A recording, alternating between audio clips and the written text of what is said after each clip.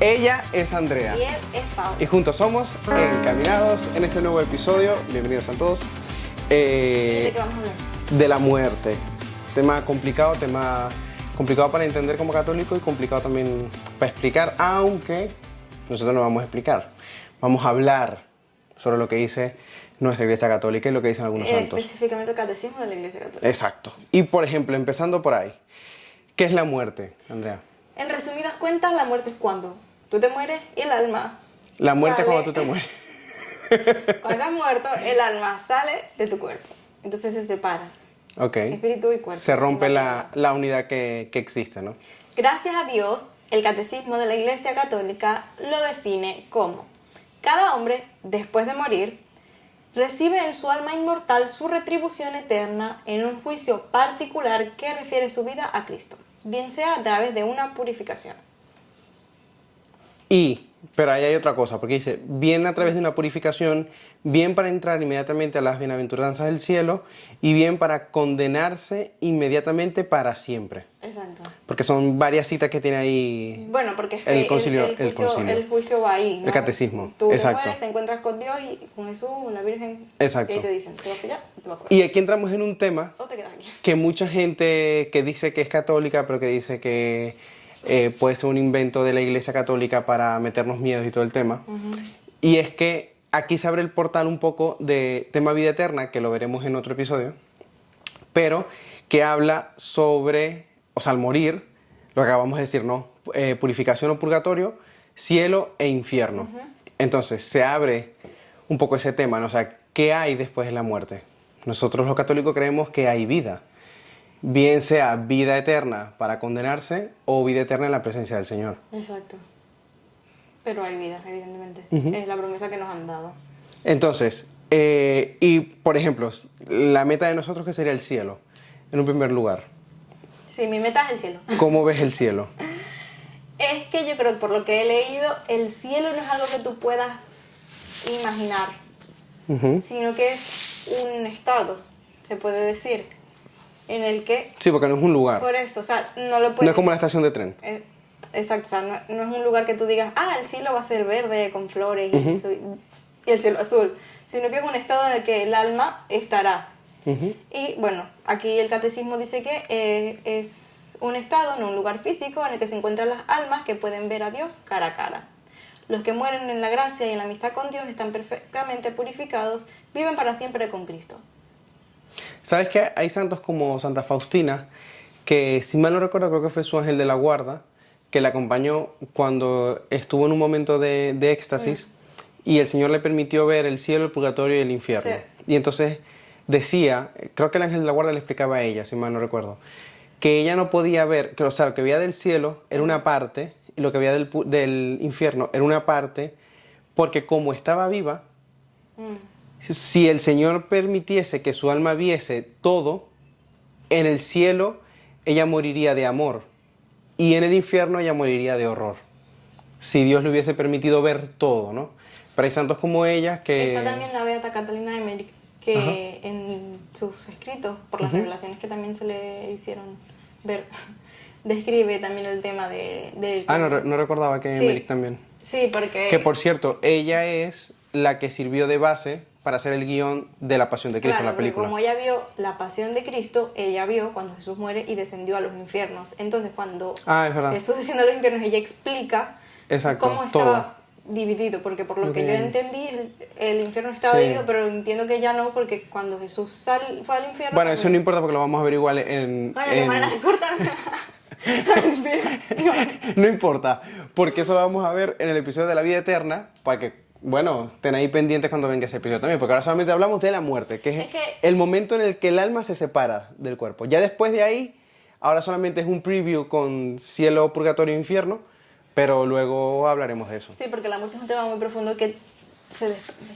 Hay muchas ramas por donde... Sí, claro, es un tema de conversación A mí me parece que es bastante interesante, amplio. a lo que no hay Sí. que tenerle miedo. Porque hay mucha gente que también le dice que le tiene miedo. Ya vamos a ir para allá, casi también al final del episodio, ya vamos a ir para allá. Que esto está planificado, hermana.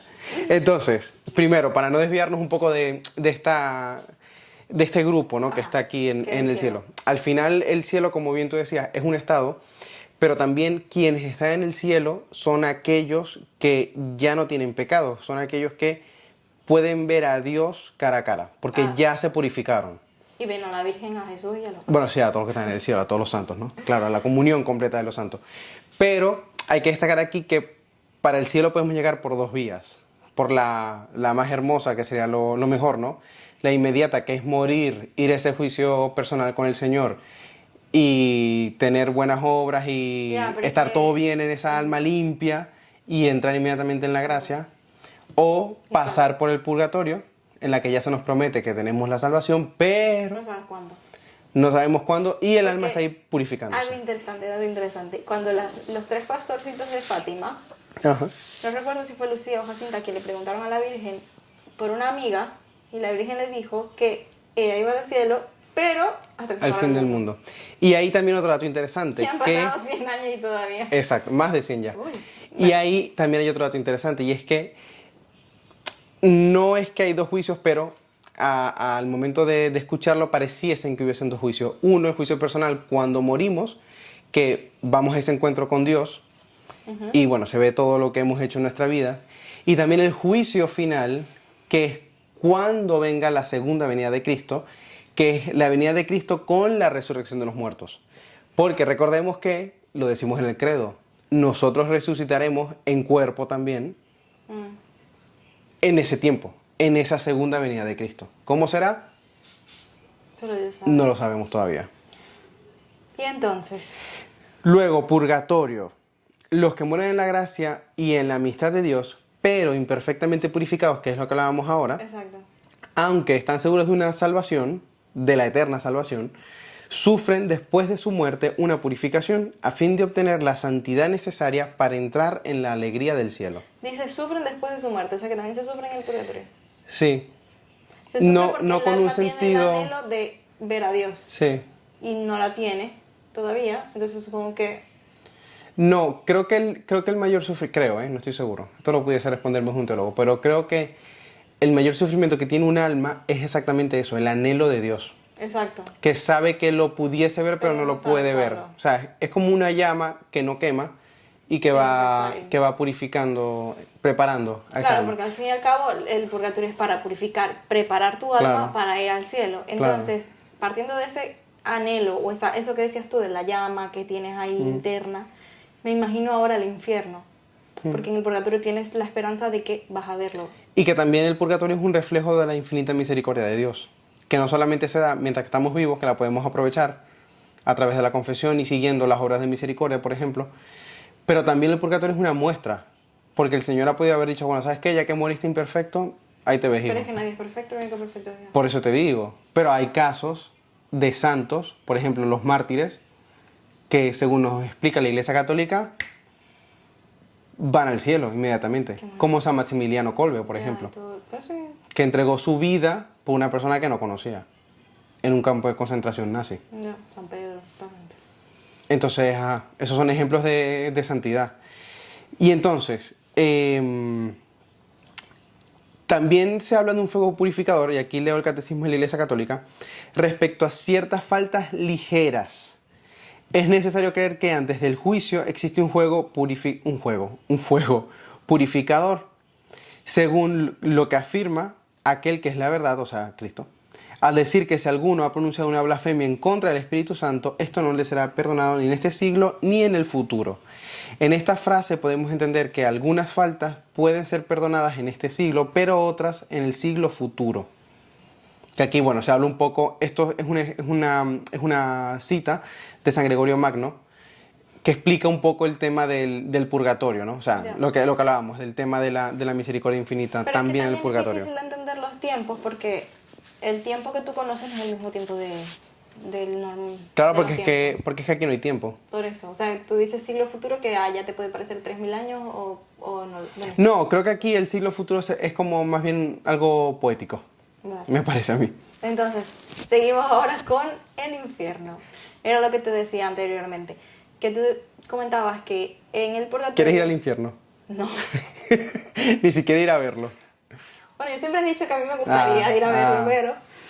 Me gustaría, no. O sea, por curiosidad. Exacto, obviamente, no me quiero quedar ahí toda la vida, imagínate. Prefiero estar en el purgatorio.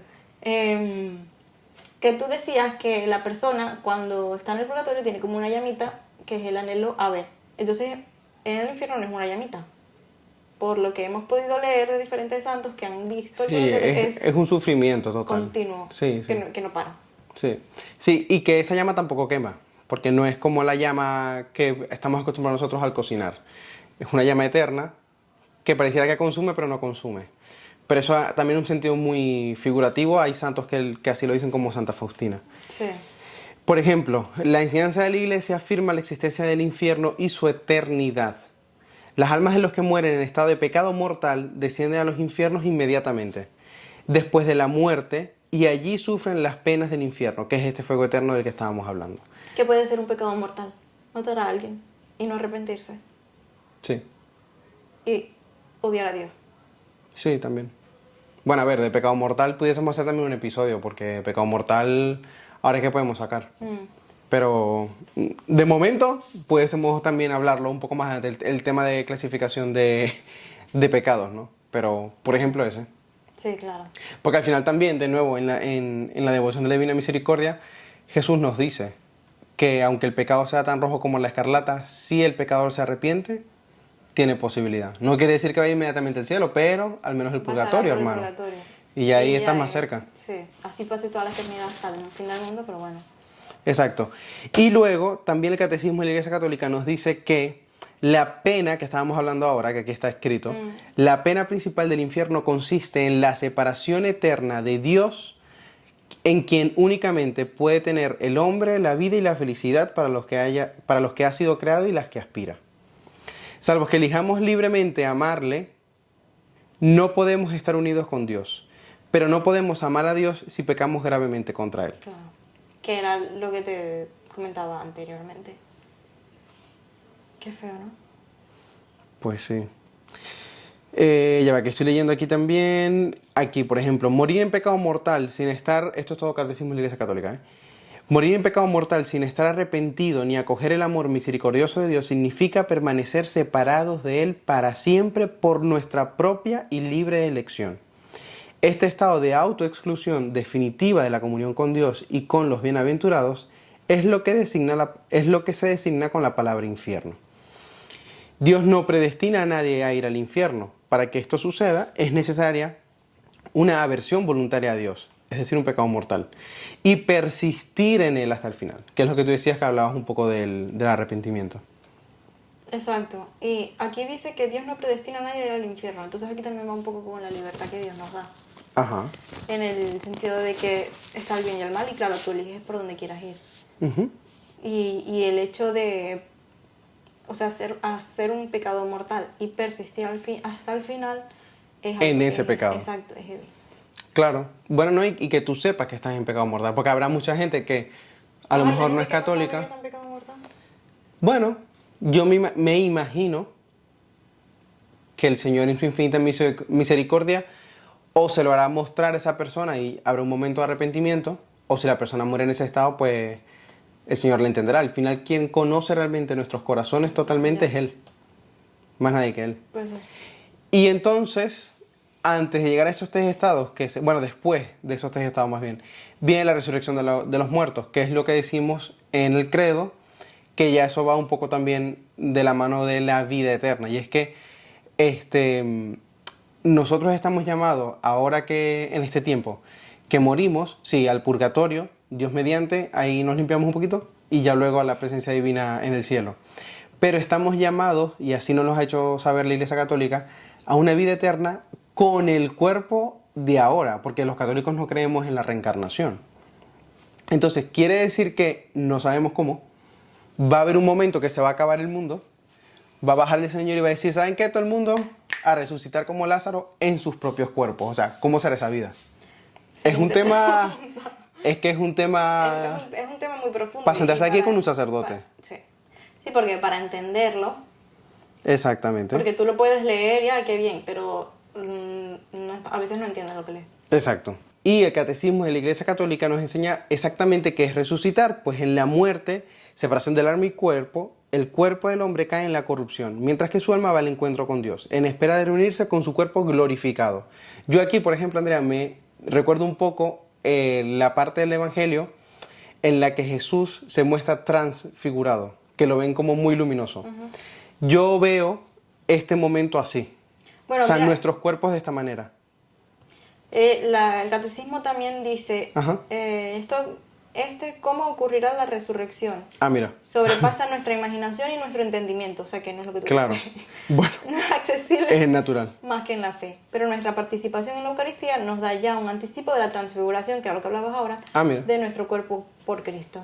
Claro, o sea, es que yo lo asocio mucho para allá. Y de nuevo, hay santos que han hablado de este tema, como Santa Faustina, que bueno, da como ciertos indicios, igual Emmerich también. Sí, además de Santa Faustina también está San Alonso María de Ligorio, que tiene un libro sobre la muerte.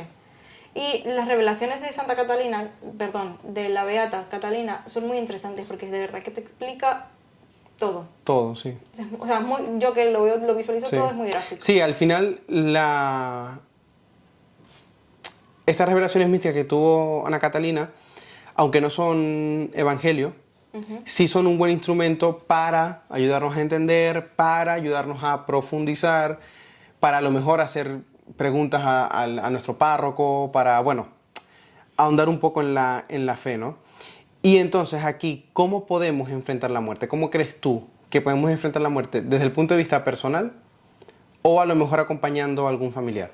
Es complicado porque, bueno, supongo que todos en algún momento hemos perdido a algún ser querido. Entonces, o sea, desde el punto de vista personal, obviamente tú estás triste porque sabes que no volverás a ver a la persona, más nunca. Pero yo siento que también uno es un poco egoísta porque si nos están prometiendo un cielo donde vamos a estar sumamente felices, que no se puede ni siquiera imaginar cómo va a ser, yo digo que somos un poco egoístas porque, o sea, Queremos que retener, queremos claro. que la persona esté aquí y hacemos Claro. todo lo posible para que la persona esté aquí cuando allá vamos a estar mejor. Claro. Pero claro, es lo que también entiendo porque no volverás a ver a la persona más nunca la vas a poder volver a abrazar, más nunca la vas a poder volver a escuchar la voz, o sea, es difícil. Sí, Pero los santos están felices de morirse. Hay un exacto. santo que no me acuerdo quién. Que decía que anhelaba que morir anhelaba la muerte. para el encuentro con Dios. Sí, sí, es así. Por eso que también es importante que aprovechemos el presente. Al final, al final, Dios es el eterno presente. O sea, Dios no tiene pasado ni tiene futuro. Dios es un eterno hoy. Y también es importante sacar un poco esa lección. O sea, porque mucha gente toma este tema como un tabú o simplemente cree que ignorándolo no va a pasar porque somos eternos y sí va a pasar. Es Y que por lo eso es único seguro es la importante, muerte. exacto, pero también es importante por eso prepararnos para la muerte. O sea, si ya sabemos que nos vamos a morir, bueno, vamos a encaminarnos poco a poco a prepararnos para morir y pedir inclusive por tener una buena muerte. Sí, hay oración para la buena muerte. Por Y eso. está la coronilla de la Divina Misericordia, que es una promesa a la asistencia. Exactamente. Es una de las promesas que pone, no solamente para la persona que la reza, sino que Jesús dice que aquel que la rece con una persona que esté moribunda o que esté en agonía, él mismo vendrá a buscar a esa persona. Y sabes que Y también... ya es una muy buena ayuda, ¿eh? Oh, sí. Pero sabes que también cuando tú rezas por las almas que están en el purgatorio, estas almas del purgatorio, Sí. te lo van a agradecer. Sí, que de hecho tenemos en nuestro canal de YouTube también me parece que es una oración o un rosario, no recuerdo, con meditaciones, que puede ayudar a, bueno, aquellos que nunca lo han hecho, iniciar un poco en la oración, porque hay muchas personas que están en el purgatorio, que el Señor de nuevo en su infinita misericordia, aunque no permite que estas almas recen por sí mismas, sí permite que nosotros que somos la iglesia peregrina o la iglesia que está ahora mismo viva y caminando, recemos por ellas, por estas almas, y logremos la intercesión, de manera que no es castigo, sino que este paso por el purgatorio sea un poco más breve y ellos salgan más rápido de ahí. Y luego serán unos grandes intercesores por nosotros en el cielo, Sí. porque tú has ayudado a que ellos salgan rápido del Por eso del es que ahora purgatorio. yo rezo siempre por las almas del purgatorio. Si yo Claro. rezo por todas las almas del purgatorio, cuando todas las almas se vayan, todas van a rezar por mí. Seguramente, claro. Sí, sí. Hay que intentarlo, a ver. Y entonces, partiendo de este punto, si nosotros acompañamos a un familiar que está en estado, bueno, de agonía, que está muriendo y tal, pero también tenemos que acompañar el familiar que queda vivo. Claro. Está bien, estar triste, está bien Exacto, la pregunta atravesar... ¿está bien estar tristes ante la muerte de un familiar, Pablo? Pues indudablemente sí, porque al final también uno es un ser humano y uno tiene sentimientos. Claro, Y está bien ese proceso de duelo, pero mirándolo siempre con esperanza. Al final cada quien, bueno, alguien a lo mejor vive este proceso 6 meses, otro lo vive 4 años, otro a lo mejor necesita un especialista que le ayude a superar la muerte. Pero por eso está el tema de la preparación. Exacto. Y de caminar en la fe sabiendo que esto es una realidad inminente. Lo más bonito es prepararse para ya, pues bueno, saber cuándo pase, ir enfrentándolo, no haciéndolo solo, sino en compañía de Jesús, que nunca nos deja solos, pero ya estando consciente que Él también está ahí en ese momento de sufrimiento, pues mejor aún.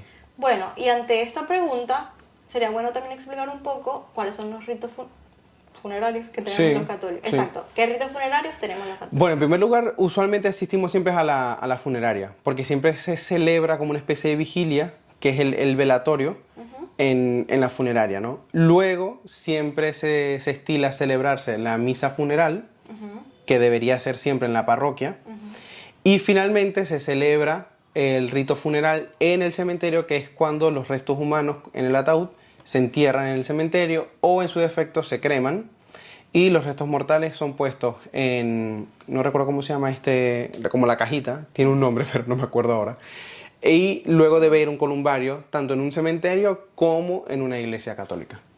Correcto. Eso es a grandes rasgos los ritos funerarios que vivimos los católicos. Y evidentemente seguir rezando por el alma de esa persona. Exactamente. La iglesia también nos presta, Eso es muy o importante. nos da la oportunidad de celebrar misas para el difunto. Exacto. De hecho, se estila también como si fuese una especie de novenario que viene a hacer 9 misas seguidas, una tras otra, luego de la muerte de este familiar, para pedir entonces en esta misa la intercesión del Señor para que esta alma, pues bueno, vaya rápido a la presencia de Dios. Vale, Pablo, entonces para terminar, si yo te pregunto, ¿le temes a la muerte? ¿Qué me dices? Sí y no. Le temo a la muerte del alma. O sea, a morir en pecado mortal. Ah, bueno, claro. A eso sí. Sí. ¿Qué es lo que nos dice Jesús? Copio tu pregunta. Y a la muerte en sí, no. Yo he visto gente morir, aunque suene un poco raro, porque estando en el colegio, un sacerdote que nos daba clases le dio un infarto fulminante y murió. Enfrente de ti, claro. Y bueno, obviamente es una experiencia que te impacta, pero al final no siento un temor o una aversión a la muerte. No, yo tampoco.